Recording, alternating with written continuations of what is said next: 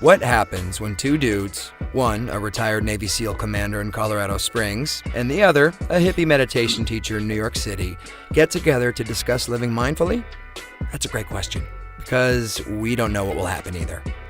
Raw, uncut, and unapologetic. Welcome to Men Talking Mindfulness with co-hosts John McCaskill and Will Schneider. Each week, we take an authentic dive into how mindfulness continually impacts our lives, deepens our relationships, and allows us to be emotionally alive. We filter all of our conversations through the man box, where we unpack how as men we are expected to act in society, how fighting the authentic human experience is exhausting and damaging, and how mindfulness can help. Now, on to the show.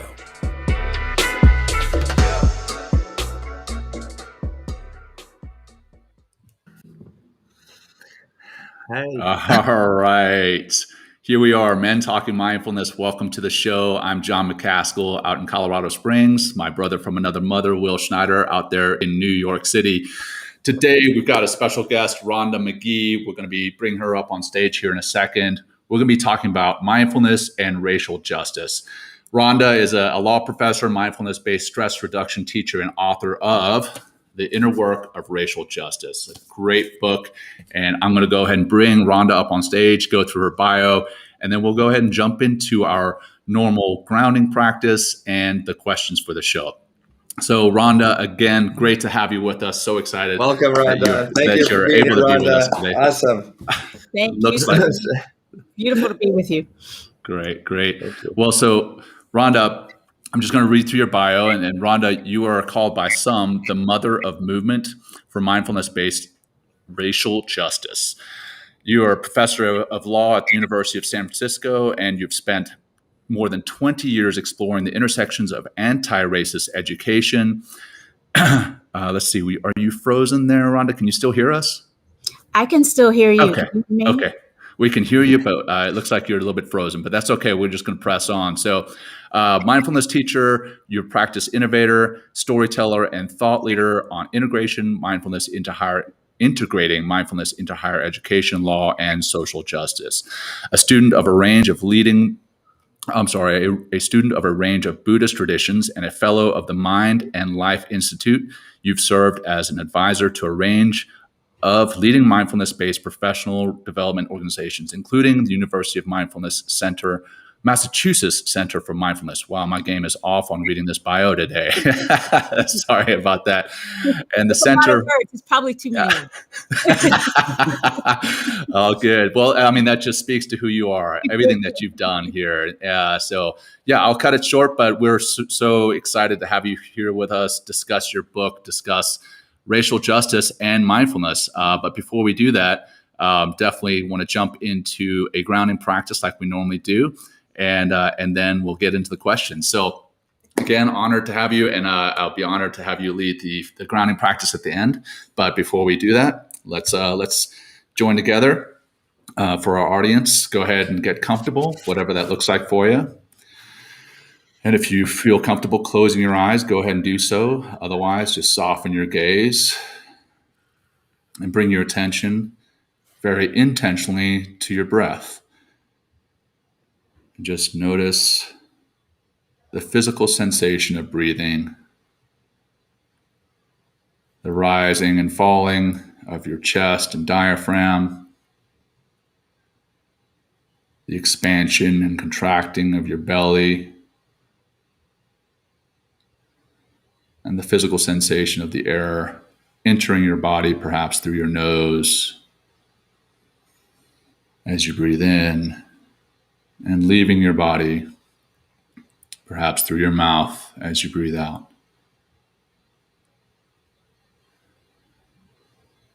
And then bring your attention intentionally to the physical sensation of sitting or lying. Feel the ground underneath your feet. Feel yourself rooted into the ground, into the earth. Feel whatever is supporting you underneath your legs, and against your back.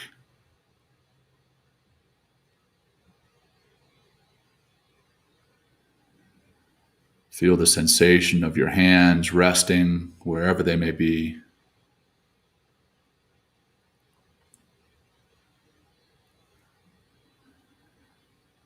Take in the physical sensation of the air possibly passing over your body.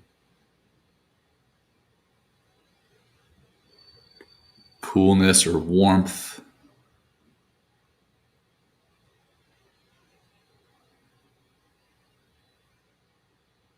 And then slowly bring yourself back to the breath.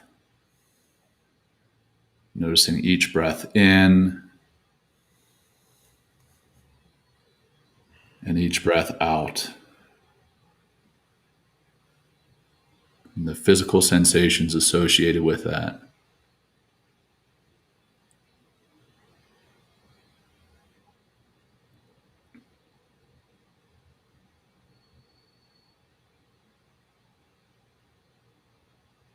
And now, as you're ready, go ahead and start to come out of the practice. Bring some movement back into your body. If you had your eyes closed, go ahead and open them on your time. And refocus your gaze if they weren't closed. And here we are again. Rhonda, thank you for allowing us to run through that grounding practice. Will and I both needed it as we're a little bit anxious coming into the show. We always are because it's live. it's a little bit anxiety inducing, but also to have such a wonderful guest with us today. We are so excited. So that anxiety was a good anxiety, but we're so excited to have you with us. You could probably tell that I was a little anxious in reading that bio. Yeah. But. Well, thank you so much, my dear. It's of course, that energy, as you say, the energy that we call anxiety, of course, has at its roots this sort of positive body, the sensations in the body of something mattering. And, being here for it and not knowing and being curious. Right. So as long as we're in that sort of that space of it, I really, really am honored by that anxiety. Well, thank you for your grace. Thank you for your grace. Here for you. And I just want to name my lighting is it just went a little dim here, and I hope it's still okay for me. You look great. You look great. I can hear your voice, Rhonda. That's the key here. But we can still see you too, and you look great. Yes. Yeah. And one of the things Will and I say is that the show is raw, uncut, authentic, and unapologetic. So, hey, we live up to it every single show. Every single show. We live up to that. So true. So, hey, before we really get into the deep questions, Rhonda, and again, appreciate your grace this morning in everything. But when we get into the show, we're going to get into those deep questions. And I read your bio, but if we could just get into how you got to where you are now and how you got to doing what you're doing now. We'd love to hear that. Start with that. Sure. Well, let's see. The short story of it is, I was born in North Carolina and became a lawyer after going to law school at the University of Virginia, came out to San Francisco to practice law, and right away felt a little bit like a fish out of water on so many different levels. I'm starting a new job in a new profession, and had traveled across the country, of course, and and all that happens when you travel across this great country, right? In terms of just the different cultures and the different types of, encounters you might have. So I was in the space of experiencing a lot of new, and yet I was aware of all of the deep trainings that I'd had, everything leading up to becoming a lawyer. But in addition, as we recently kind of connected on together, I'd been trained as an Army officer. I'd been trained in sociology before going to law school. And all of that was beautiful training for, engagement in the world in the conventional sense. But I really didn't feel that I had been given an opportunity to develop some of the inner resources for bearing up with all, with all the things that can come with transforming your life in the way that I just described, and doing that, let's just say also, in the kind of body that I have, which is, for those who've never seen me or are for the visually impaired in some sense, I have a brown skin body and cisgender female, kind of petite, right? And so, I've always, going through the world, it's become apparent to me in various ways that there are places and spaces where I've shown up, including in law, and ultimately then as a law professor, which happened some years after I started practicing. And even in the military, where, I'm not the norm that folks expect when I come through the door in this body. And so that also was an aspect of what I knew I needed to figure out how to deal with the different ways that people would react to me, some of the ways that would, create a kind of an oppositional reactivity in my own self, and not wanting that to get in the way of me being able to, deploy these skills and engage in the world here. I really started intentionally looking for some kind of support. And that's when I started looking at what ultimately became mindfulness, and what ultimately became a community of mindfulness practicing lawyers, actually, lawyers, a judge or two, that's been one of my main communities of practice and development of what is now a committed, daily, regular, I say daily, almost, moment to moment practice of mindfulness, but also, for me personally, underneath that, a long life commitment to the study of Buddhism. And I've been integrating then some of the teachings and philosophies of that into my main day job, which still is working as a law professor. And so it's from that place of teaching law. I teach classes around personal injury law, tort law is what they call it. But I also teach classes around race and racism. And it became clear to me at some point that the practices that I'd been relying on to help me sustain in this, mixed up world might also be of benefit to my students seeking to study law generally, but also in particular to study about our history of race and racism under law in the United States, and the different ways we've struggled, every generation, you might say, to try to redress some of the ways that racism has gotten in the way of multicultural, multiracial democracy. And so that's kind of what got me to kind of here, having written the book and now being, fortunate to be a part of a growing transnational community of folks interested in really deploying mindfulness, not only for ourselves, but in this kind of external engagement with some of the hardest problems of our time. Wow. And why do you think that is, Rhonda? If you can just why would mindfulness help in these communities? What's the benefit of mindfulness? Well, so when I speak about engaging mindfulness in these hardest challenges, I'm really inviting everyone in all communities, right, to be thinking about these dynamics that I'm describing, the temptations that are everywhere in various forms. They look different depending on where we are and, the particularities of our situation. But the temptation and tendencies to identify folks as our in-group and other people as our out-group, and then to kind of create these hierarchies of value, of worth, of openness, right? Circles of empathic and compassionate concern, right? That kind of allow us to feel and care for certain folks and frankly, turn a blind eye to the suffering of others.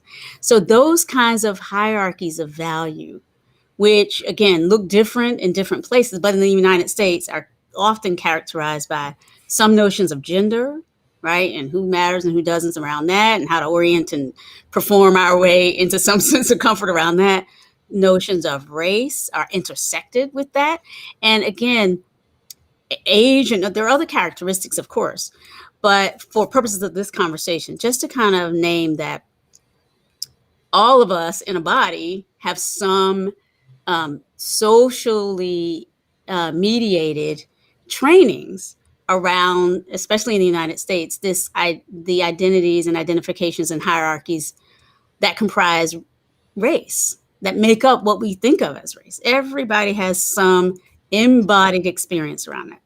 And so when I speak about bringing mindfulness in, it really is for all of us, or any of us, to deepen our ability to kind of shine that perceptive, the perceptive capacities of mindfulness, the ability to perceive and to see and to know and to be more present to, right? To bring that part of those skills or those capacities specifically to the part of our experience that is giving us information about how race might matter, how race is embedded in our experience and in our interactions with others.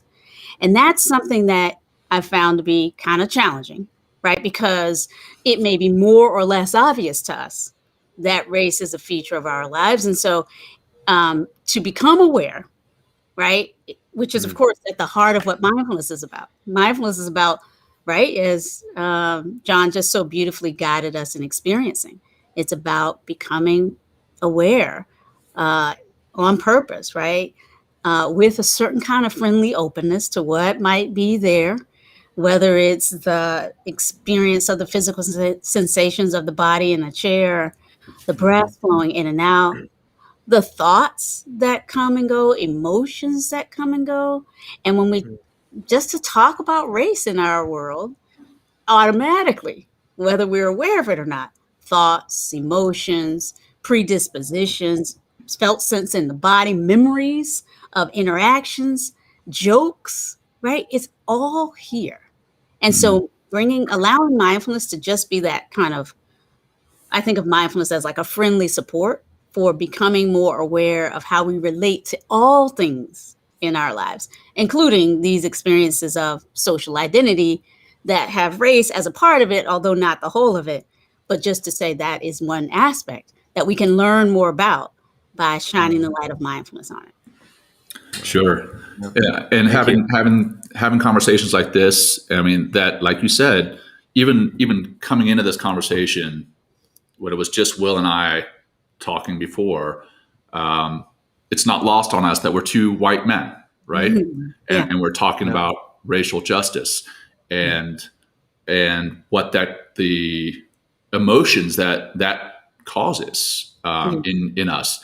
And in your book, you state the temptation to feel we are somehow so evolved that we don't need to examine race in our lives. That's something that some people talk about. They're like, well, the way that we get around race is we stop seeing each other in our different colors, our different genders. If we're talking about gender equality, which is that's not how it happens, right? It's by having these open discussions, having these uncomfortable discussions, and that illuminates the blind spots that we're not personally aware of. I mean, I remember the first time when I read your book and you go through your relationship at the beginning of your boyfriend, and we automatically, I mean, my blind spot kicked in here. I automatically assumed that was a Black boyfriend, and I felt awful, honestly, after reading that, and then that again just shows you how we may think that we are, quote unquote, not racist. But we have these blind spots, and by having conversations and seeing color rather than not seeing color, we're actually able to heal both ourselves and the community. So I'm thrilled that you have the book out there. I'm thrilled that you are doing what you're doing. But I want to talk about a couple specific items. Obviously, last year when we spoke, we were fresh off the George Floyd murder, and now we've got Dante Wright in the news, and of course, racial injustice goes way deeper than what we've seen in the news and goes back way further than this. Two questions that I have specifically about law enforcement and racial justice. First off, for people of color, how can mindfulness help heal what they're seeing and what they're feeling right now after seeing what they've seen on the news? And then flip that for law enforcement. How can mindfulness help to deal with the stressors of being a law enforcement officer, and then better to connect with the communities that they're serving? Yeah. Well, thank you so much for the honor of these really good questions. Yeah. And also for some of what you shared and just the framing of this question about really opening to seeing how seeing race is an aspect of kind of becoming more able to deal with racism. And I just want to name that for me, it's really inviting us into this kind of more richly complex, which of course, as human beings, we're so much more capable of dealing with complexity, and we do all the time, than we give ourselves credit for.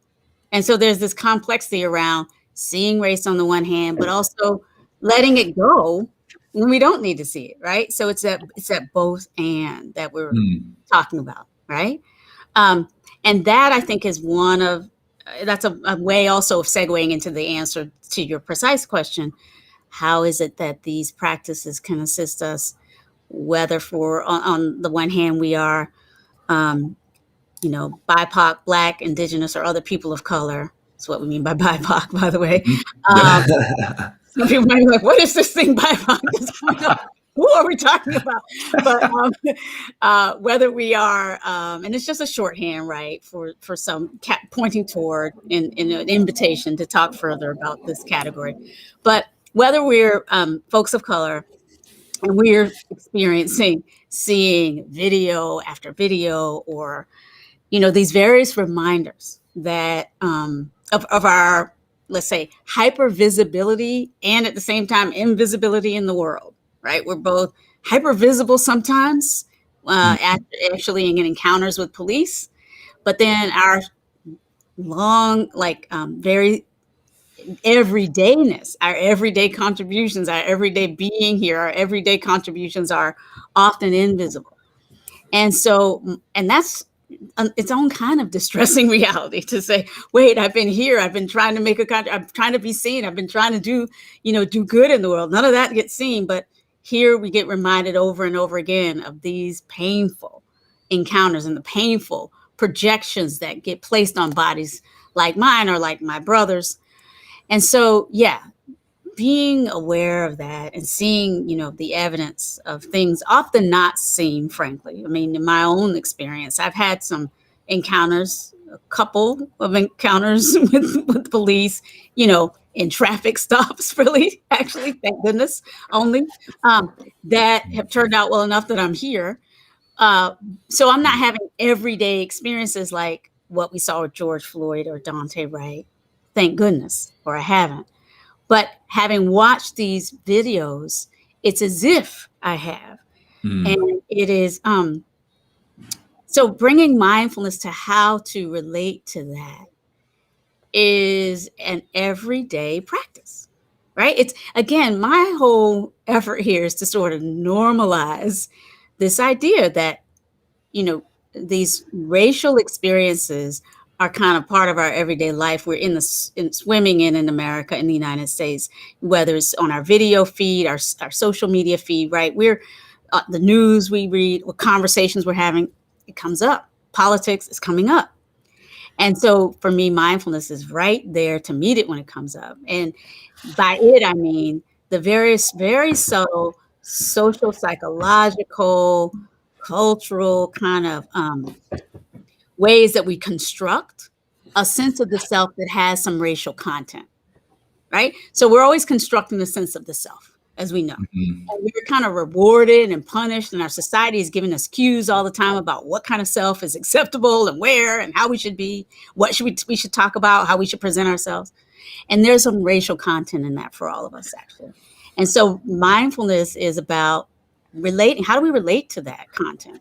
And so if it's the feed that's reminding me of the pain of how bodies that look like mine might be read as a threat by cops or even by other folks who don't know me, right? If I'm trying to deal with that, that has some emotional content to it. Like that's hurtful for me to even think that thought. Like, oh, if I didn't know John or if I didn't know Will, if they saw me in the street and I happen to be wearing a hoodie or whatever, they might suddenly, react in a certain kind of way. May not give me the chance. If I didn't know John, or if I didn't know Will, and I showed up to rent a place from them, let's say, they might have a bunch of thoughts about but just on sight, and vice versa, right? If I didn't know the two of you, I might have some fear. So reckoning with all of that, we live in a world, right? We live in a world. And so mindfulness for me can help me notice the thoughts, that the fearful thoughts and the emotion underneath or intertwined with the thoughts that come up when I'm reflecting on this information. Similarly, for police officers or others who are, bearing up with the stress of policing and working on the front lines of some of these conflicts in our communities. Mindfulness, again, can help us notice when we are sort of forming a sense of self that is maybe hyper defended because we happen to be in a certain block, hyper defended because we've seen a body that tracks in our social psychological categories, right? The categories we call stereotypes, that tracks in ways that trigger, narratives of danger, stories we tell ourselves about certain people being more dangerous. Being, again, open to noticing like in the granular way, oh, there's that thought. And there's that, or before the thought, there's that tightness in the shoulders or that feeling, right, of like, we need to look around. That's mindfulness in action to support us in navigating these waters wherever we enter them. Well, thank you. And you talked about, yeah, for sure. And again, let me just say that I think mindfulness is available for that, but it doesn't automatically do that. In other words, the trainings around what to pay attention to and what not to are very deep, and they're very deep around race, and they're different for me than they are for you, right? So the question always is, what is that training for me? Like, and what I mean by training, I mean very subtle, right? Social training about what you should pay attention to, what you should pay attention to, what you should not, what you should talk about, what you should not. That I've got training around, it's okay to talk about race at home because, as Black folk in America, we've got this whole history, we've been involved in a struggle. But if you're in another background, if you're white racialized, you may have received some training about, well, you can talk about it, but only talk about it in this way. Don't raise this. We might get into some conflict in the family if we talk about it this way, or in our friendship circles, or in our relationships. And so that's what I mean by training. And it's very often very, very subtle. It's not always subtle, but it's sometimes. So bringing mindfulness in can really help. But in my view, we have to decide we want to bring mindfulness in. Well, that's where like when you're talking about this, it's like, John and I have this platform that we're super excited to, bring more mindfulness to everybody, and really start turning some heads, in this direction in order to, I love that you say the word embody. Like we kind of forget, like I think so many people that we're just all in our mind all the time, where so much of our biases, the way we think and act and come from that feeling realm, and which is so important to get in touch with. But one thing, I think, and you might feel this, Rhonda, as well as John, like, bringing mindfulness to more people is kind of this uphill, I don't like to say, I'll say battle, but it's just like, hey, like this stuff could really make a massive impact in your life, So how do we, I don't know. The question is, it's like, it's wonderful to have, to work in this way, but just even to get to mindfulness seems to be a troubling or difficult in some ways. And then that'll help us take that deeper reflection into these biases and stuff. And I don't know if I really have a question, but like, I just feel like there's this like conundrum in some ways, because it's just like, well, shit, like there's only, maybe 30% of the population that has begun to really look at mindfulness as an excellent tool for transformation in all aspects of their lives. So I was wondering if you can comment on that. Yeah, Will. I'm bringing the heat, Rhonda. Right, well, that's why I'm here. That's why we're here. You're awesome. Right? These precious moments. Yes. Making the most of them. No, I mean, but also I just want to say, it's all in the framing. I mean, to say that only 30% is probably I should not throw a number on it, Rhonda. But, no, but I'm just saying 30% is actually not small. Yeah. No. Right. That, right. Let's just say that. So it's amazing, actually, the degree to which there is openness to conversations around mindfulness, and there's a lot of room to grow in that. That's right. True. That's like, that's true. And I will say, in addition to just the general kind of openness or not to mindfulness as a support for being in the world, there's an additional kind of edge around, how does it relate to this work that we're talking about in particular? Because some folks are kind of like, okay, I'm maybe okay with mindfulness, but wait a minute, isn't it going to maybe get in the way of me trying to make the world a better place? Is it going to pacify me in some way? Is it going to just make me able to just sort of make myself comfortable with what is, right? Because isn't mindfulness about kind of letting go and being with, right? And right, and finding your equanimity in things. Yeah, accept and surrender, right? Yeah. Right. So, but it's not only, but it's that, and it is so, again, it's such a rich, what I call like inner technology or infrastructure for dealing with complexity. And I think that's really one of the interesting things about mindfulness and the movement to bring mindfulness in the world, and the different reactions and different levels of receptivity. Part of what we're doing is inviting a deeper way of being with life. And it's not that we're not naturally deep people, but I will say that, we live in a culture that has a stake in this. Like a stake in us not seeing clearly, right? I mean, and there are many different stakes. There's economic stakes. There's political, right? It's not like we live in a world that's not, in a way, invested in controlling our attention in so many ways that we're becoming more aware of with the technological revolution, et cetera. So this capacity to bring your attention, take it back from a wandering mind, and to center it on that which you choose to center it on is precious, right? And other people know this. They're making fortunes off of this. We ourselves need to remember this. But once you do, there's such a great personal power in that, right? And that ability to kind of bring your attention back, and then to choose to place it on this when the world is saying, don't look at that, don't look at that. Or to choose to place it with some openness to complexity on this. Like, so if we look at race, in a way, we're invited right now in the post-George Floyd time era to see race. But then the question is, how are we invited to see it? Are there like narrow narratives and stories about you're the privileged person, I'm the disadvantaged person, always you got to check your privilege, I have to, I must speak first all the time, you must, as a white man, take a backseat. There are these new stories that I think are offered to try to help us, but they too can become a barrier to freedom.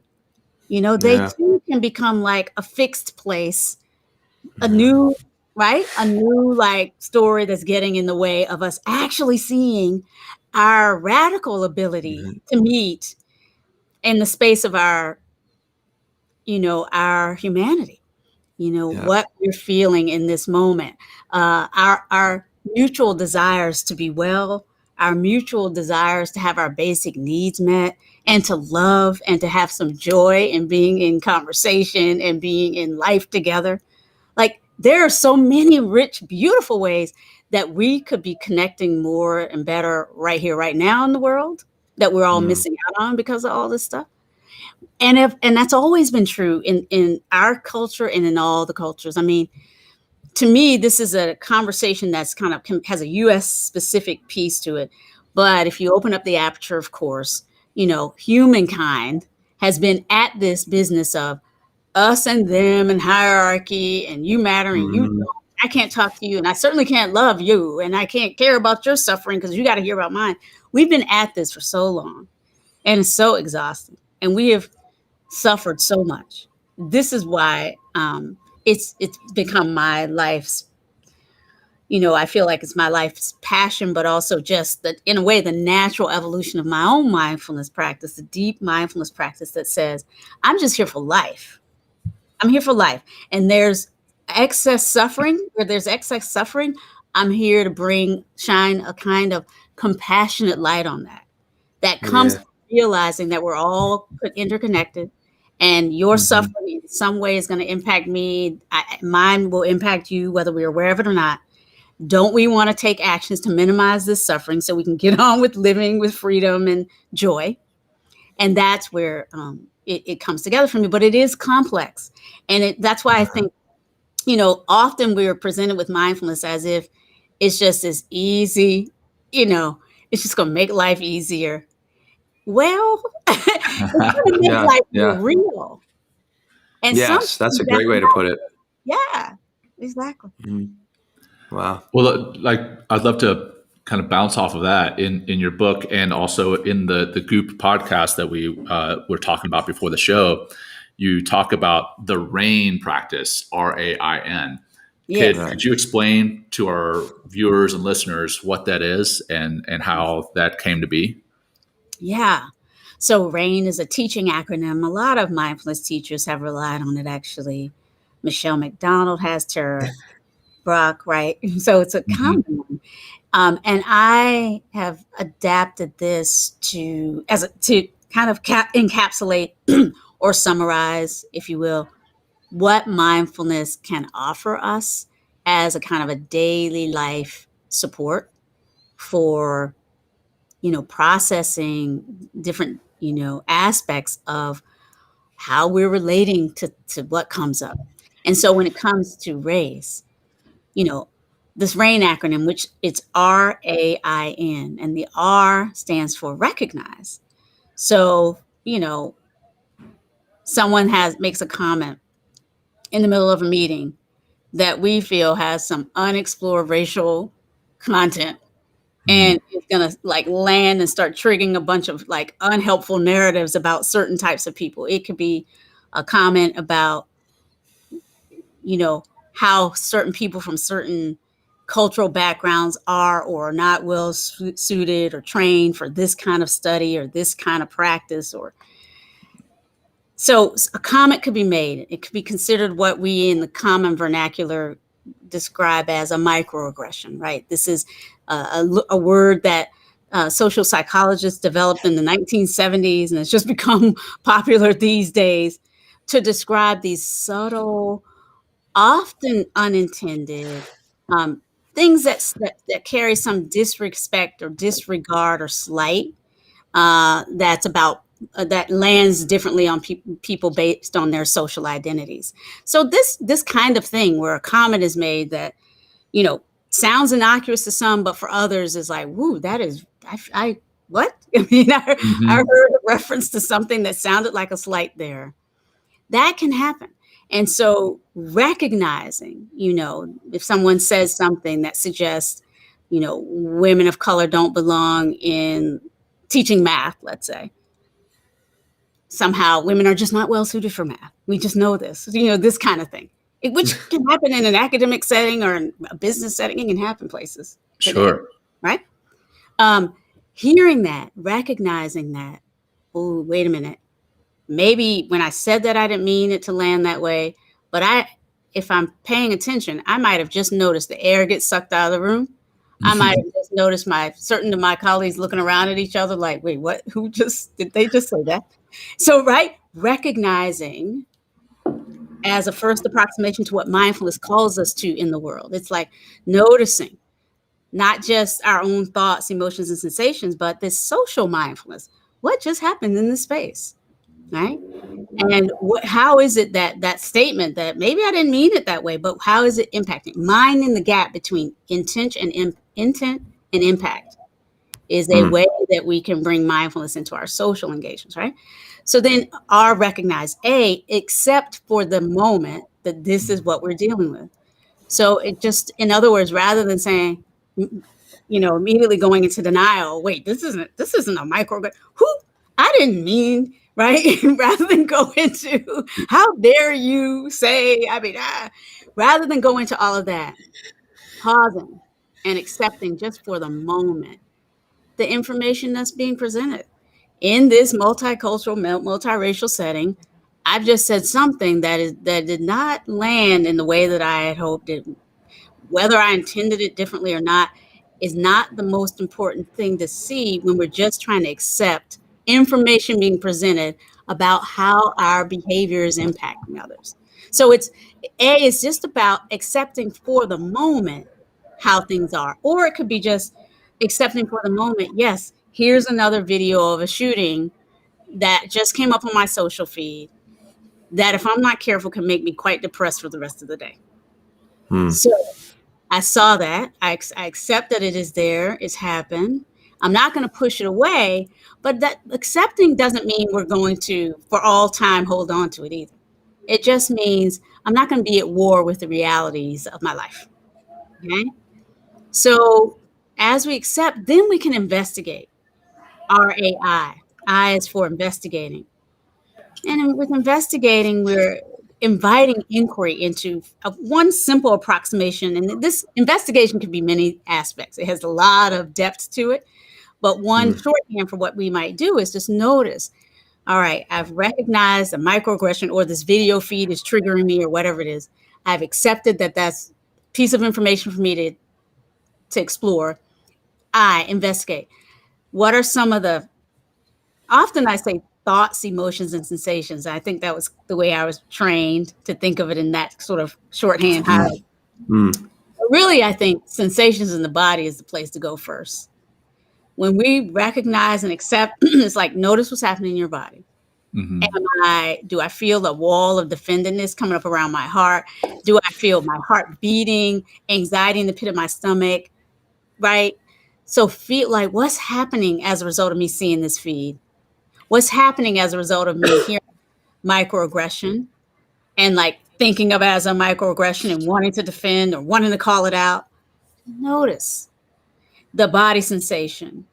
What's underneath that in terms of emotions? Is there anger? Okay, name it. Just name it. You don't have to act. Some of us are afraid of anger because we think it's necessarily going to trigger violence. It's not. It's energy and information. It's a feeling that doesn't mean anything in terms of what you may act on if we're mindful. So if we're mindful, we can be open to any emotion without feeling that we're going to automatically react on it, right? So in that investigation space, you can notice bodily sensations, emotions, and thoughts that are associated with what we've recognized and what we've accepted. And as we do that, we can open up. Sorry, my voice gets like this when I start talking about things that matter to me. You're good. All good. Pardon me. So once we open up to this, pausing long enough to see all of that happening, for me at least, check it out for ourselves. What can then open up is a field of a sense of choice. Like, how do I want to respond rather than automatically react to this? Do I just want to pause if somebody's saying, oh, what I heard there sounded like a microaggression? Or do I just want to pause with this video feed and just notice how I'm getting into reactivity and starting to what my students would call doom scrolling? Like, what next? Who else is talking about this? Am I noticing that? Can I just pause and say, all right, I've seen that.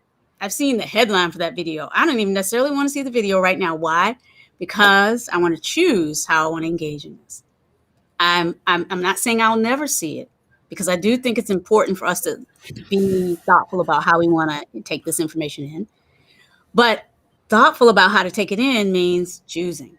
I don't have to just imbibe a kind of a fire hose of information about this latest tragedy.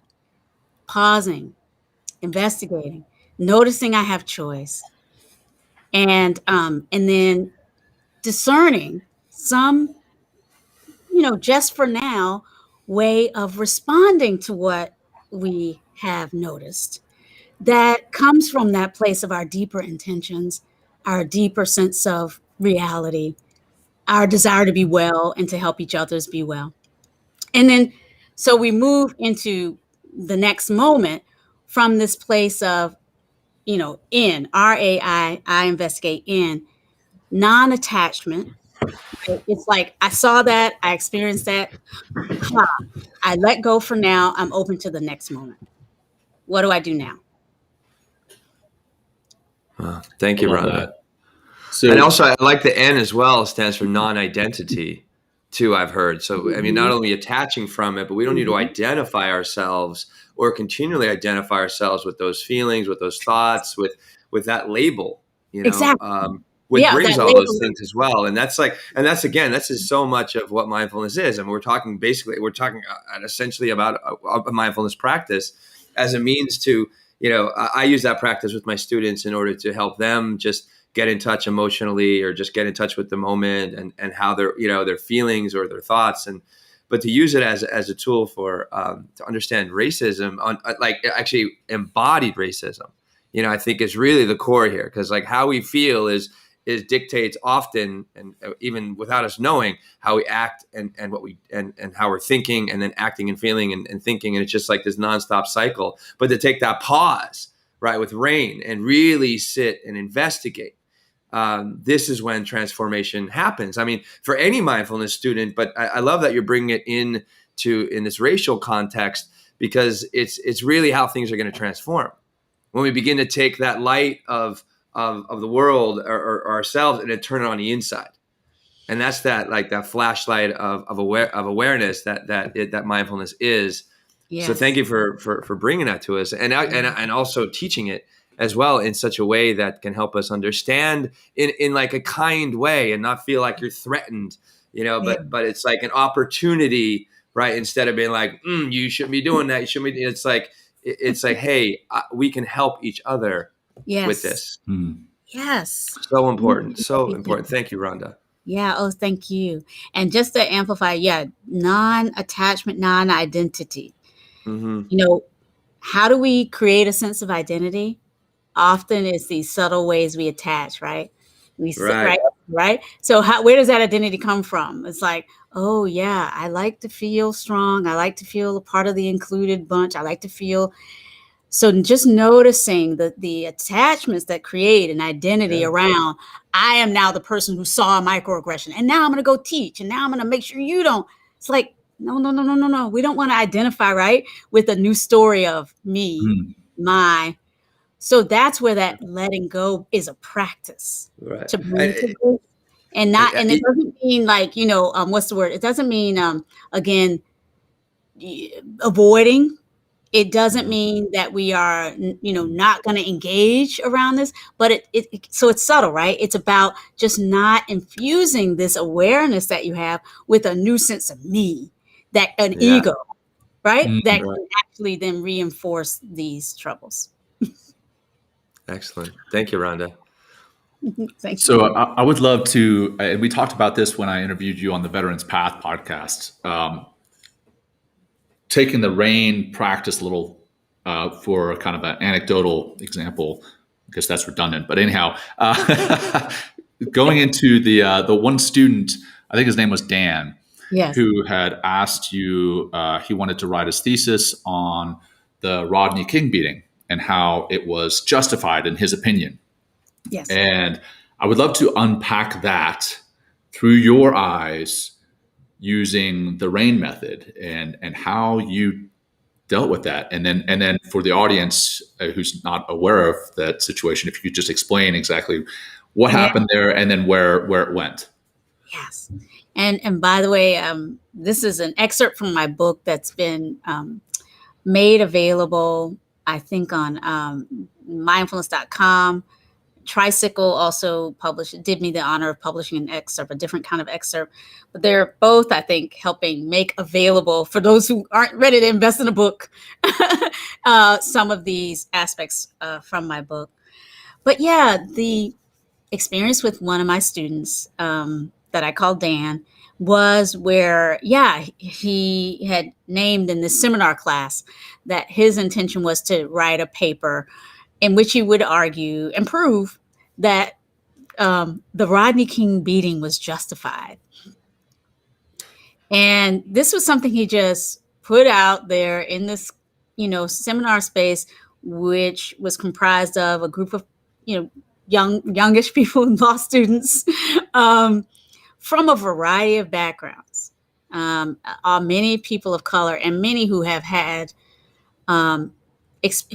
experiences with the police that were threatening and violent.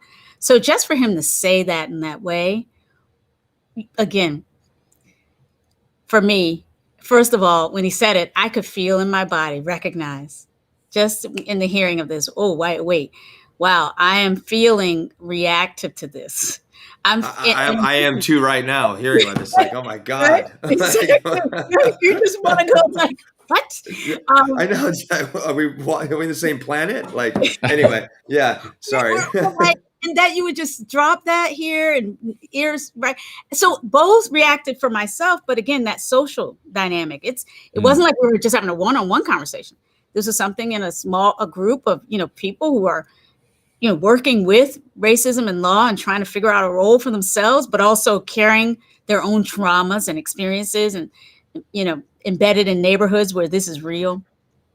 So it's that, again, mindfulness for recognizing our own inner experience. For me, it was, oh my goodness, I'm feeling myself get angry just hearing this, right? So recognize, except for the moment, the bodily sensations of reactivity. It was anger. It was also, again, usually when we name a reaction, there's more. So the complexity of our reactions is often underappreciated, or we know they're complex, but we haven't been given space and time and support to name some of the complexities. So there was anger there, but there was also, I'm sure, fear. Because where is this coming from? Where might this go? I mean, is this a person that I might not personally feel safe around? And if I meet him on the street at night, I don't know if you would have this view. Also, just a sense of the kind of fear or anxiety, that complex that we call anxiety, that can happen when you're supposedly in charge of a conversation as a teacher, as I was in that space. And I could imagine this not going well as an experience for my students, and that sense of lack of control. Where is this going, right? Which is, none of us likes to feel. So there was a complex of things opening up there, and I'm just naming a few of the dimensions. But having a mindfulness practice that enabled me to pause, and you can do this very quickly. I'm using a lot of words to describe something that really was happening in seconds. If Sure. that, nanoseconds. Pausing, accepting for the moment. Yeah, this is one of those moments. But then inviting, right, that shift in that investigative stance of what else is here. Well, the ground is here beneath me as a support. Let me just take, and my breath. Let me just take a deep breath. I have now accessed a sense of a greater space from which to make some choices. I don't have to automatically react, thunderously sort of respond in kind of some argument about why he's just wrong or whatever, right? I can instead choose to sort of hold my space as the facilitator, as the instructor there, and create a bridge from this moment to a way of working with things that we find reactive, which is what I somehow managed to do. This was some years ago. Exactly how I did it, I'll leave folks to read the fuller story, but let's say that ultimately this became a bridge into one-on-one conversations with Dan, a way of acknowledging what had just happened in the room, and that we would continue to be talking about, first of all, how to think about a paper like this in a scholarly way, but really how to appreciate the range of different prior experiences and emotions that might be traveling with a sense that this is an argument we might want to make. And so ultimately, this opened us up to a semester-long conversation, the end of which I learned, or not at the end, but at a certain point I learned from Dan, actually, that I was the only other, he'd only ever had one other Black professor in his life. It was only one other Black woman. And in that prior class, many years ago, by then, at least, 5 years ago or so, he had an encounter around the Rodney King beating with that Black professor. She had shut him down in class, and he admitted ultimately that he was basically just replaying that, just basically trying to had nothing really to do with the project. It didn't have to do with the scholarly agenda. It was an emotional trauma in a way that he was trying to work out in.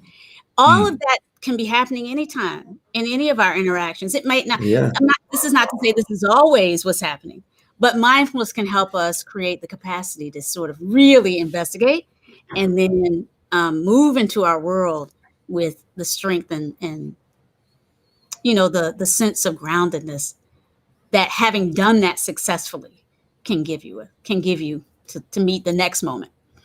Sure. It's a great example of how incredibly powerful emotions are. I mean, this is like at his core, he's stepping up in class, in a law class, with a diverse population, speaking about or wanting to say he wants to write a paper about this, just to defend himself against a transgression that he felt happened years ago. I mean, and how is that, these feelings, I mean, that's just one example of a person. Yes. And I guess he was a white person, I imagine, right? No, I mean, Asian American. Asian American. Okay. Asian American. Mm-hmm.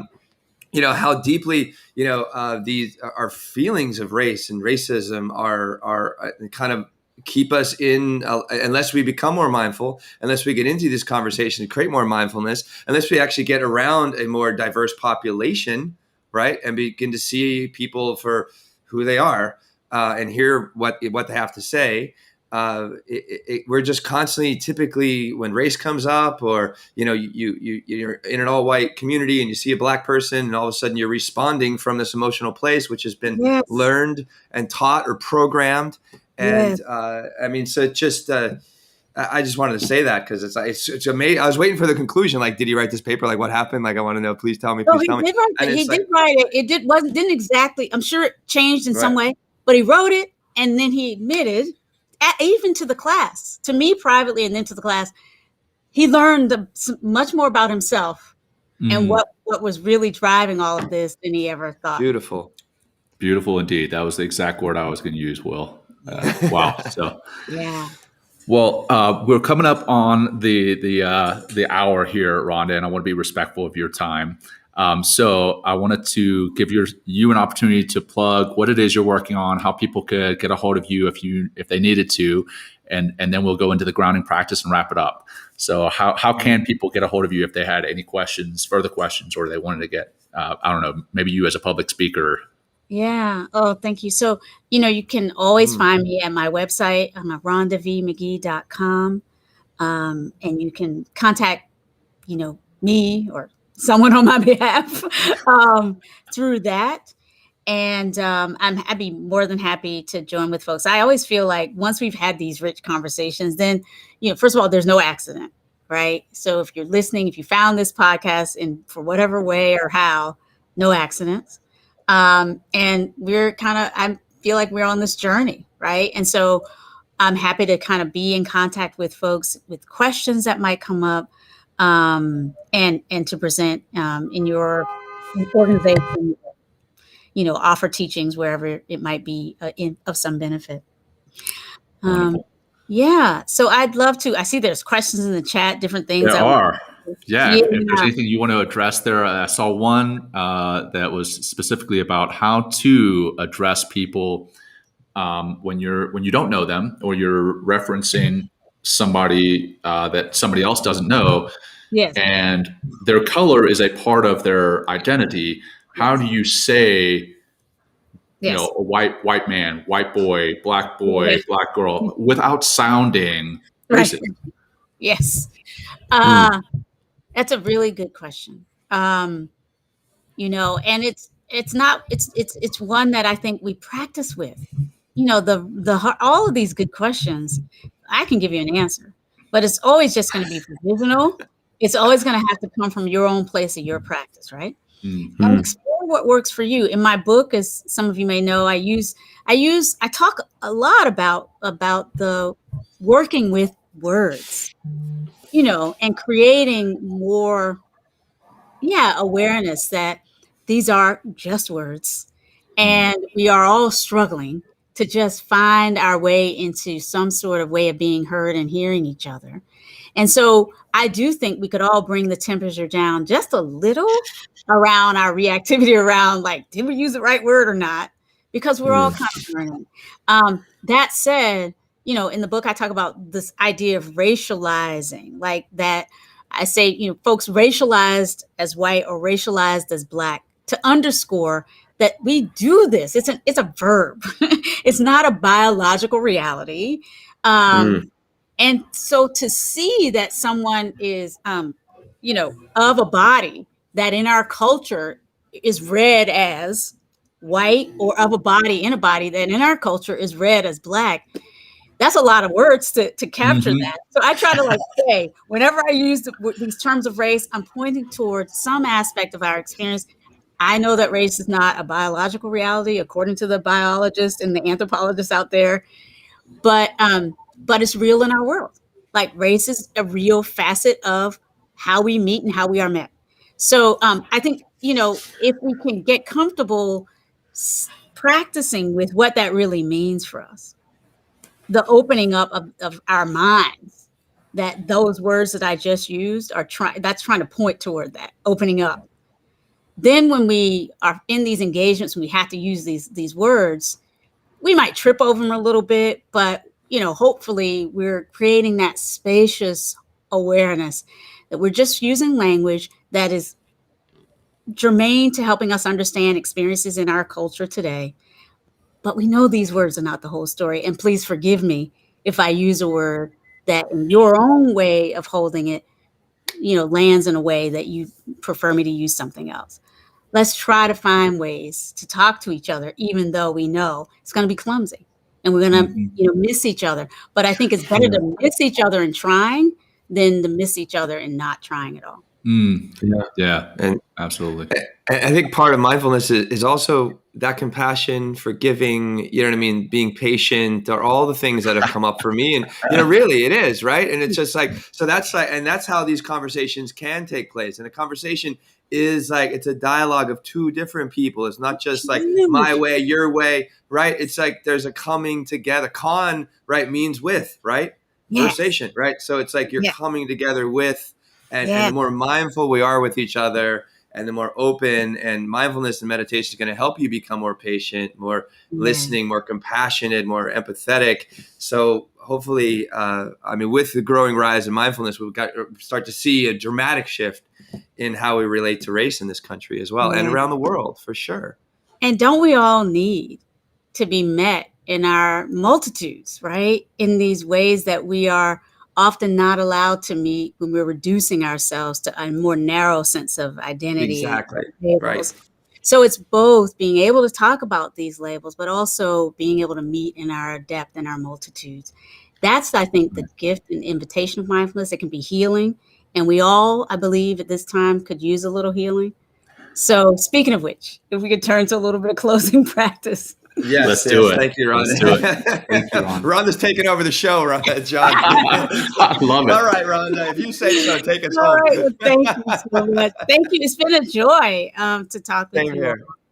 And so what I invite for us three here, and everyone who is within the hearing of my voice at this moment, to pause and really allow yourself to come back home to the body in this moment, Noticing as we invite this kind of pause into mindfulness practice, perhaps the thoughts that have arisen, maybe some emotions that are up for you.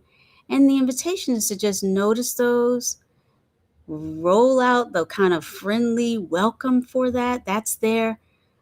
But as we breathe in and out, gently allow, as you might allow sand to settle on the bottom of a lake floor, just allow yourself to settle right here, right now, letting the thoughts subside, letting the emotions subside, and just resting in the next few moments in the sensations of your body, sitting and breathing right here, right now.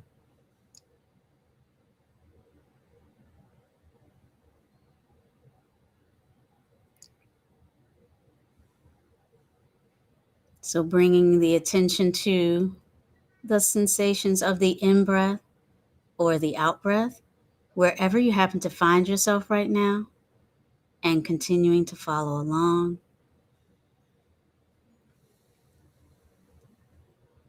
But if you are noticing again some of the lingering emotion of this moment, some difficulty that's come up for you as you've been listening to this conversation, or some way that some memory or something has come up that's not easy for you, I want to invite, as you sit and experience yourself breathing, really allowing yourself to gently embrace this difficulty that you're feeling.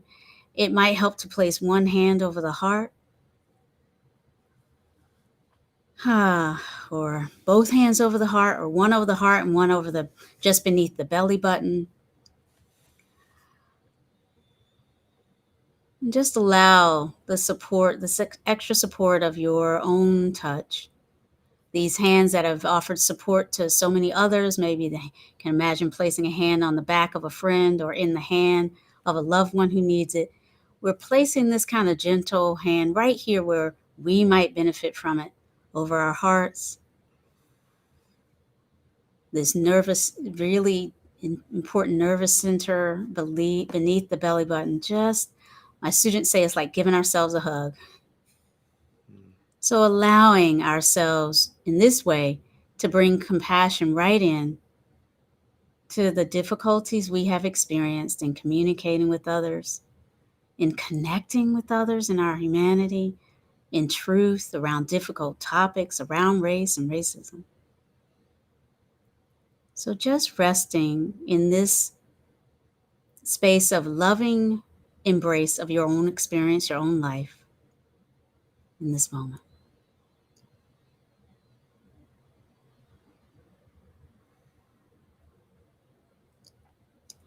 So as we prepare to shift out of this moment of meditation,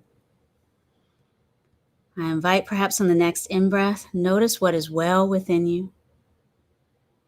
As best you can, feel your way into some aspect of this moment that is feeling peace, or maybe connected, maybe it's a little bit of joy, or just opening up to warmth and healing in some way. Whatever that feels like for you, breathing in and seeing if you can infuse the body with the sense of what is well right now. On the next in-breath and out-breath. And from this place, extending the sense of what is well. Almost just imagine you might just open up a zipper and allow that sense of what's well in you to kind of flow out, to radiate outward. You don't necessarily have to direct it toward anyone, but just know that your own wellness is something that others can feel. Your own goodness is something that others can be healed by. So just see if you can imagine sitting in a way that embraces yourself with loving, like the wish for your own healing, the capacity to offer yourself a space for healing, and the capacity you have to be a space around which others can experience healing too.